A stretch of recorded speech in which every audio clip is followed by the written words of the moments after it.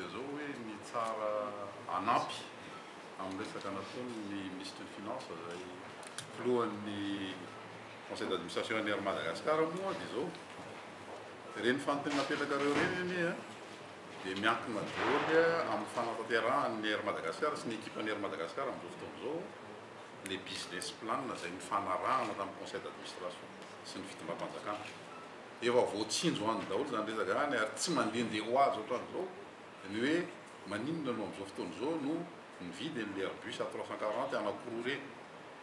ahoana mety manaraka ndraiky io amin'ny renouvellement ny flotte Air Madagascar ny tsy tokony adiniko io raha mikasika an'io hoe volana makany Azia io ankoatran'ny efa voalaza teo ny fretika io miakatra amin'izao fotoana zao ary zavatra lehibe ho an'ny Air Madagascar ny ananana capacité d'absorption reny fret reny zany amin'izao fotoana zao direvinareo tsara fa vao tamin'ity herinandro ity zao nandray solotena ny avahany Chine zay mieritreritra hoe ahoana moa raha mba afaka mandeha makatikatra ny compagnie ampitaterana nanavakapaka sinoa misy antony izy matonga mametraka an'izany amin'le miakatra ny fret zany miakatra koa ny passager tahaka an'izany koa voatsela zao nanaovana ny signature ny accord de coopération aérienne miaraka amin'ny Turkish Airlines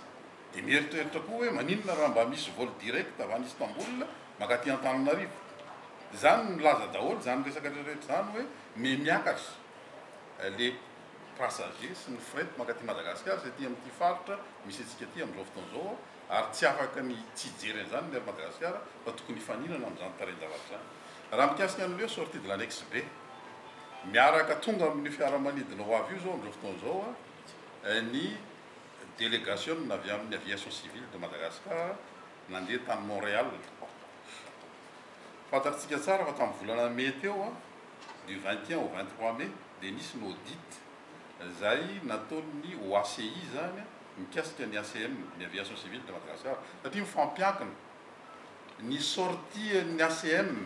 amin'le liste MARB ny OACI sy ny sortie ny Air Madagascar amin'le annexe B ny commission aérienne ny Union européenne fampiankina leo ny zavatra azo tenenina zao dia mizotra araka ny tokony ho izy ny tetika spaka rehetra ahafahana manaisotra ny Air Madagascar ao amin'izany annexe B ny commission aérienne ny Union européenne zany mizotra araka ny tokony ho izy amin'izao fotoana zao ary manana fanantenana mihitsy ny ministère ny fitaterana sy ny gouvernement amin'izao fotoana zao amin'ny atongavana amin'izay le fivoahana amin'le annexe B izay raha ny résultat azo tamin'le audit teo zany no resahana satria dia nisy mihitsy félicitation nataony ny OACI mikasika ny ezaka nataony ny aviation civile de Madagascar ary manatrika atao amin'izao fotoana zao ny président ny conseil d'administration zany aviation civile de Madagascar zany ny général zany ato Akaviat Arabary Sourante zay filohan'ny conseil d'administration ny aviation civile de Madagascar tao nanomboka tamin'ny volana janvier ny ezaka nataony mpiara-miasa ao anatin'ny aviation civile de Madagascar mba ahafahana manindry mamaly an'ireo le lesoka rehetrarehetra nandritra ny folo-taona mahery tamin'io aviation civile de Madagascar efa tamin'ny 2008 enge no identifié hoe reto daholo ny tsy mety amin'izany aviation civile de Madagascar zany ary tsy ny aviation civile de Madagascar any nanao an'izay ezaka zay ny Air Madagascar koa nanao an'le ezaka koa zany ary ny conjonction sy an'ireo ezaka anankiroa ireo no ahafahantsika malagasy zany miala amin'le manaisotra ny Air Madagascar amin'le annexe B dia araka le teneniko teo hoe eo amin'ny lalana mandeha makany amin'izany amin'izao fotoana zao zay le fanalarany Air Madagascar amin'ny annexe B zao